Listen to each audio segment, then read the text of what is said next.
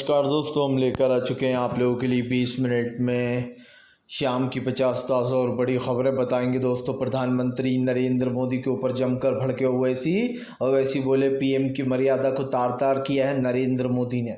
आखिरकार क्यों दोस्तों, पांचवें चरण के बाद ही बीजेपी की करारी हार हो गई। बताएंगे कैसे दोस्तों बीजेपी बहुमत पे आंकड़े से बहुत ज़्यादा पीछे रह गई है, और क्यों दोस्तों तेजस्वी यादव ने कहा कि फ़िलहाल दम है तो हाथ लगा कर दिखाए बीजेपी। तमाम मुद्दों पर करेंगे बात, और कैसे दोस्तों इंडिया गठबंधन की जा रही है बनने सरकार। 4 जून को बड़ा दावा कर दिया अखिलेश यादव ने।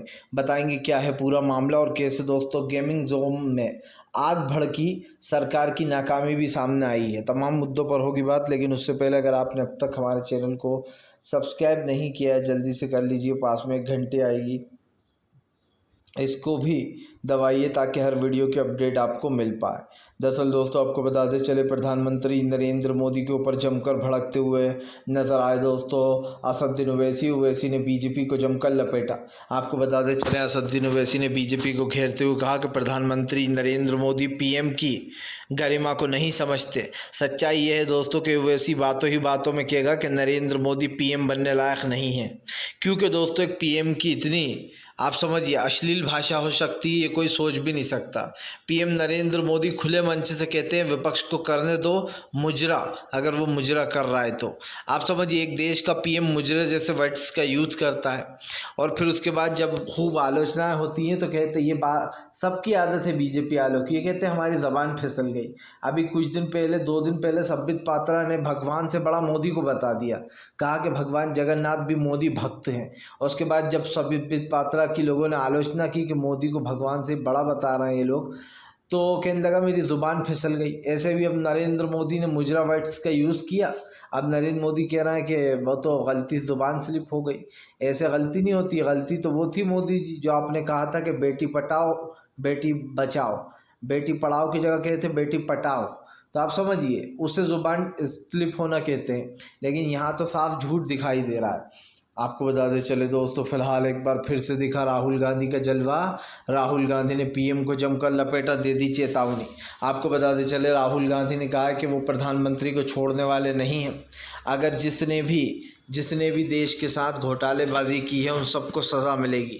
राहुल ने कहा कि जो अधिकारी जो लोग सरकार के इशारों पर काम कर रहे हैं उन सब पर कार्रवाई की जाएगी सख्त से सख्त। क्योंकि दोस्तों वोटिंग के दौरान भी हम देख रहे हैं कई चीज़ें ऐसी आ रही हैं जिसमें भारतीय जनता पार्टी पूरी तरीके से फेल हो चुकी है। सबसे बड़ी बात यह है दोस्तों कि फ़िलहाल इस वक्त बीजेपी क्या कर रही है सबने देखा, लेकिन एक चीज़ आपने ध्यान नहीं दी होगी, बीजेपी दोस्तों इस चुनाव में न सिर्फ चुनाव हारेगी बल्कि दोस्तों अब की बार जो लोग ओपिनियन पोल ज़रूर लाएंगे चुनाव ख़त्म होने के बाद 1 जून के बाद, और मुझे पूरा यकीन है कि वो लोग भाजपा की बड़ाई करेंगे कि देखना सरकार बनने वाली है, 4 जून को रिजल्ट आएगा। सारे के सारे ओपिनियन पे पोल इसलिए किए जाएंगे ताकि जो कार्यकर्ता हैं वो निराश हो जाएं और पोलिंग बूथ पर से छोड़ दें जहां पर निगरानियां कर रहे हैं ईवीएम की। लेकिन सच्चाई ये है दोस्तों कि 4 जून के बाद इंडिया गठबंधन की सरकार बनेगी और मोदी सरकार को उखाड़ कर फेंक दिया जाएगा। यही नहीं, यहाँ पर राहुल गांधी ने साफ कहा है कि फ़िलहाल सिर्फ विपक्ष के नेताओं के ऊपर ईडी सीबीआई की कार्रवाइयाँ होती हैं, लेकिन बीजेपी के नेता आराम से बैठे हुए हैं। और मैं तो ये चीज़ दोस्तों बहुत पहले से कह रहा हूँ कि भारतीय जनता पार्टी ने ख़ुद को बेस्ट बना रखा है। मतलब बीजेपी ये बताने की कोशिश करती है कि हमसे अच्छा तो कोई है ही नहीं, हम बहुत ईमानदार हैं। बीजेपी के सारे नेता दोस्तों एक से बढ़ के एक नालायक भरे पड़े हैं बीजेपी में, लेकिन बीजेपी उनके ऊपर कोई ध्यान नहीं देती। रेपिस्टों से लेकर खूनियों से लेकर तो दोस्तों पैसे का गमन करने वाले बड़े से बड़े नेताओं का किसके घर पर ईडी सीबीआई नहीं जा रही, सिर्फ विपक्ष के घर पर जाती है। आपको बताते चले दोस्तों, प्रधानमंत्री नरेंद्र मोदी के ऊपर भड़क गए कपिल सिब्बल बोले इस देश का प्रधानमंत्री खुलेआम कह रहा है कि एजेंसियां उसके इशारे पर काम करती हैं। दरअसल दोस्तों नरेंद्र मोदी बोलने से पहले सोचते नहीं है कि वो क्या बोल रहे हैं, सिर्फ बोल देते हैं, लेकिन बाद में उसका असर दिखाई देता है।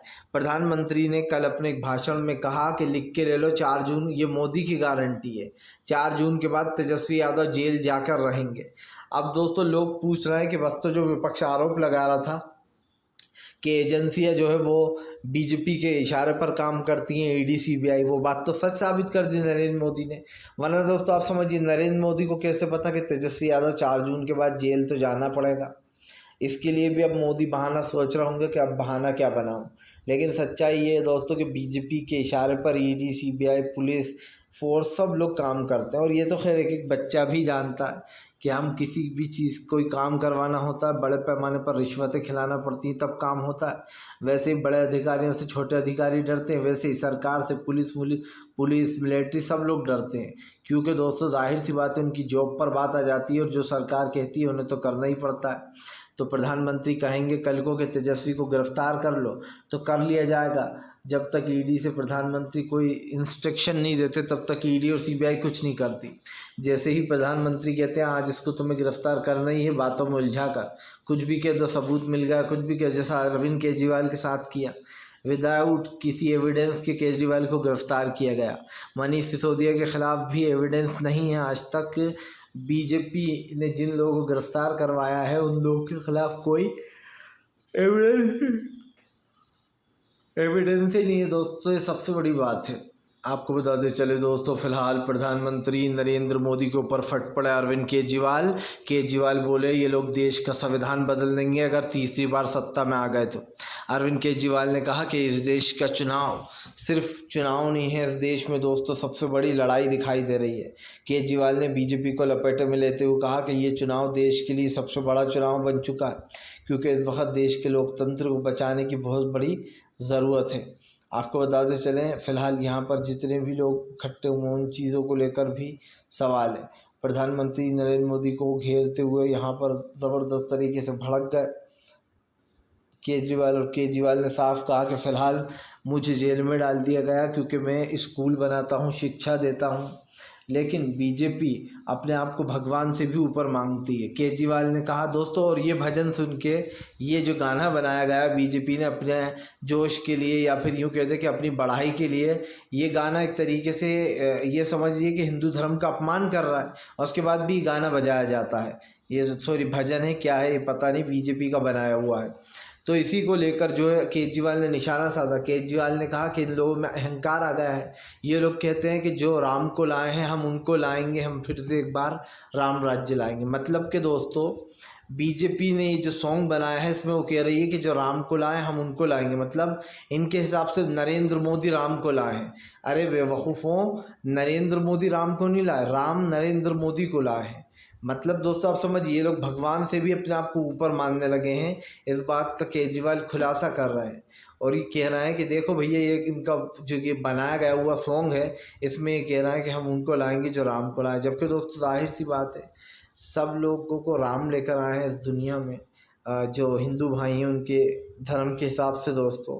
लेकिन यहाँ तो जो है यहाँ पर उल्टा भगवान का ही अपमान किया जा रहा है और कुछ लोग इसको बहुत सराहते भी हैं। तो उनको खुद को ही शर्म आना चाहिए कि वो खुद ही दोस्तों अपने धर्म का मजाक उड़ाने में लगे हुए हैं।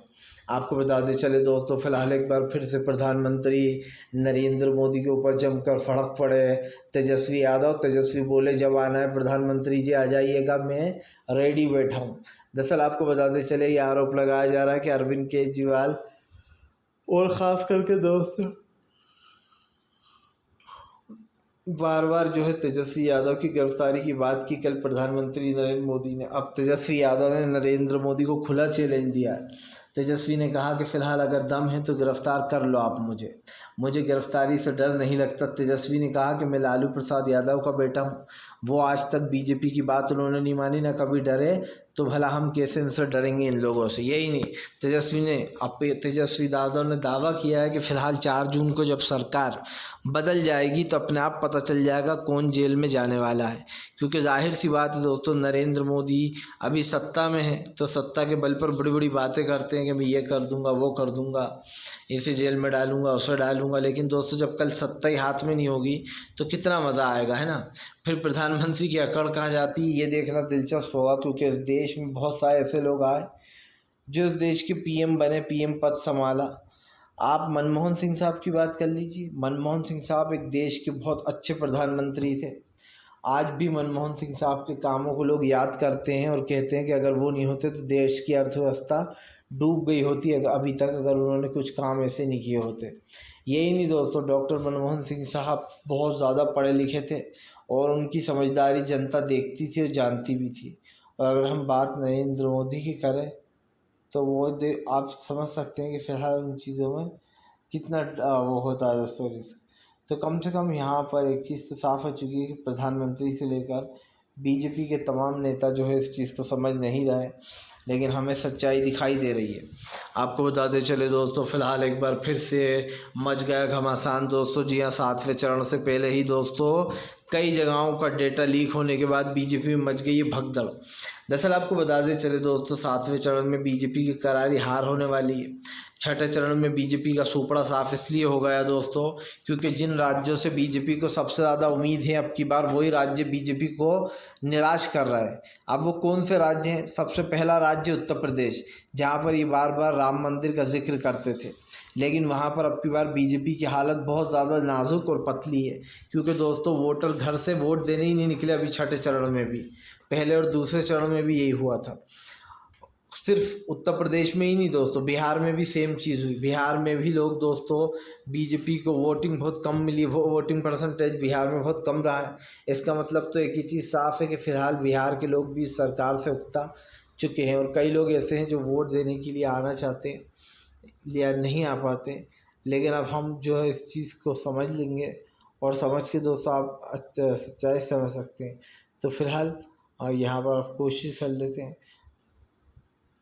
आपको बताते चले दोस्तों, फ़िलहाल बीजेपी की कोशिश है हुई पूरी तरीके से नाकाम। बीजेपी के ऊपर गिरने वाला है दोस्तों, एक तरीके से बड़ा सबक मिलने वाला है। दरअसल आपको बताते चले दोस्तों, भारतीय जनता पार्टी के ऊपर भड़क गए संजय रावत।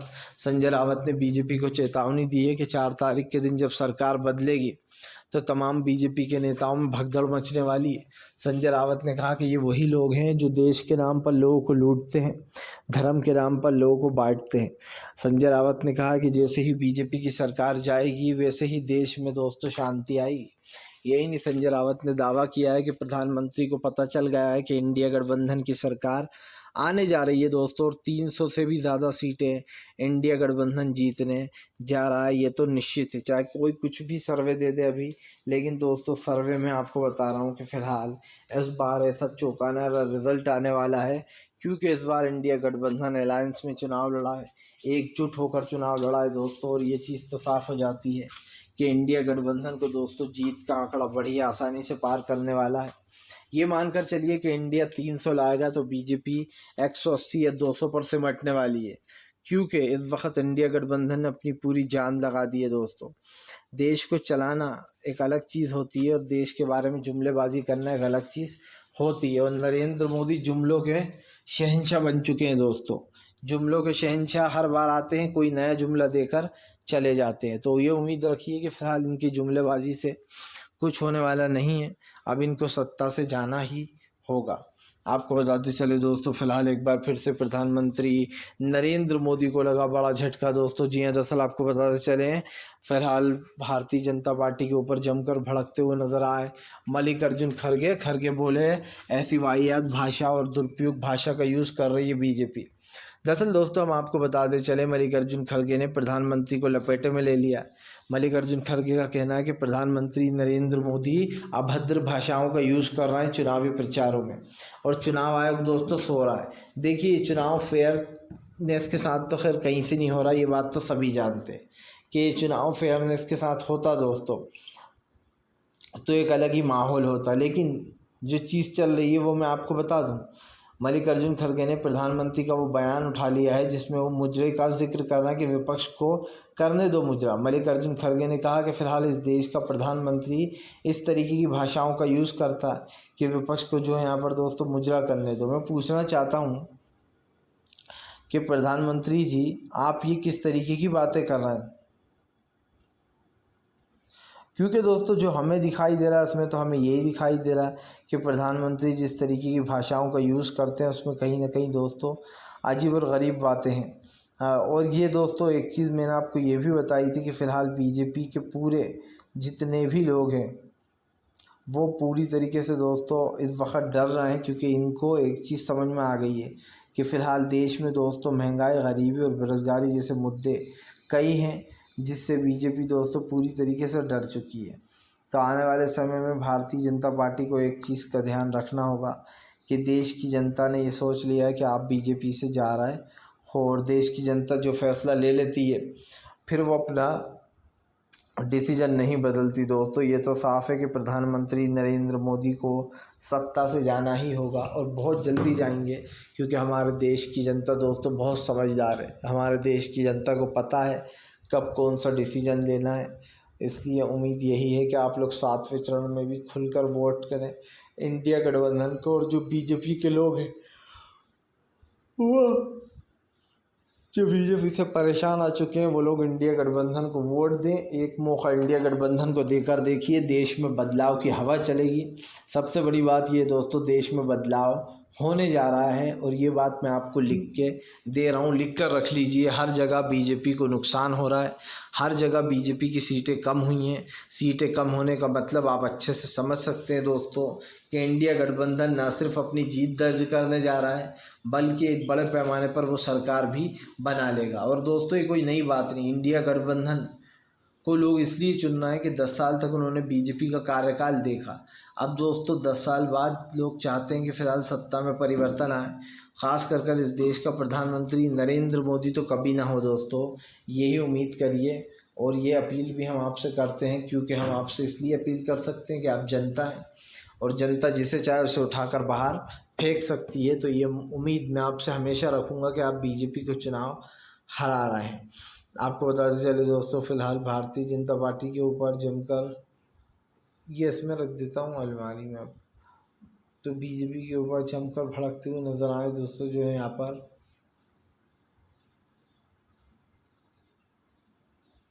ज़्यादा से ज़्यादा जो है यहाँ पर दोस्तों, क्योंकि ये चीज़ सबको समझ में आ गई है कि प्रधानमंत्री नरेंद्र मोदी हो या बीजेपी के दूसरे नेता, सिर्फ दोस्तों इधर उधर की बातें करते हैं। अगर बात करना है तो आप बता आपने आज तक कितनी नौकरियां दी। सिर्फ हिंदू मुसलमान से काम नहीं चलता, देश इन बेकार की चीज़ों से नहीं चलने वाला। खरगे ने सीधी चेतावनी दे दी है। आपको बताते चले दोस्तों, फिलहाल एक बार फिर से प्रियंका गांधी ने जमा दिया रैली में रंग। प्रियंका गांधी बोली प्रधानमंत्री को हार का डर सता रहा है कि अगर मैं हार गया तो क्या होगा।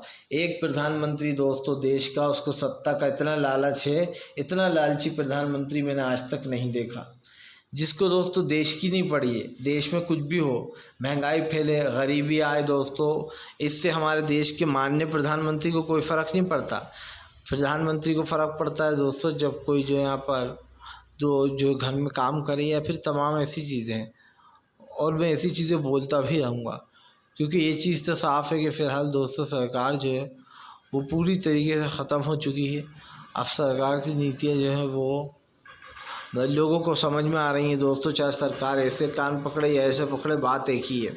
कई बार क्या होता था, पहले लोग सरकारों को बेवकूफ़ बना के चले जाते थे, लेकिन अब तो दोस्तों माहौल भी बढ़ गया है और इसलिए जो यहाँ पर लोग इस चीज़ को लेकर परेशान हैं।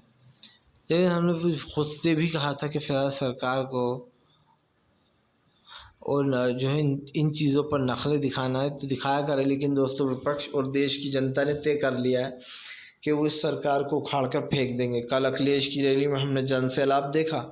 अखिलेश यादव ने मंच से ही ऐलान कर दिया कि इंडिया गठबंधन की सरकार आने जा रही है। सरकार बनते से ही दोस्तों तमाम लोगों से बातचीत होगी और इस मुद्दे पर और गहरी तरीके से बात की जाएगी, क्योंकि ख़ास करके जो अग्निवीर वाले युवा हैं जिनको दोस्तों फ़ौज में भर्ती होना है, वो लोगों को राहुल गांधी से बहुत उम्मीदें हैं, इंडिया गठबंधन से उम्मीदें, क्योंकि उन्हें ऐसा लगता है कि अग्निवीर को ख़त्म करके भर्तियां निकाली जाएंगी। 30 लाख खाली पदों दोस्तों जिनको नौकरी करना है वो नौकरियां कर सकते हैं। आपको बताते चले दोस्तों, फ़िलहाल अब ज़्यादा से ज़्यादा जो है यहाँ पर इस वीडियो को शेयर कीजिएगा, लाइक कीजिएगा, और अगर इन तमाम चीज़ें हो जाए तो ध्यान रखना। फ़िलहाल दोस्तों ज़्यादा से ज़्यादा वीडियो को शेयर ज़रूर करिए और चैनल को अभी सब्सक्राइब कर लीजिए ताकि ऐसे वीडियोज़ आपको हम आगे भी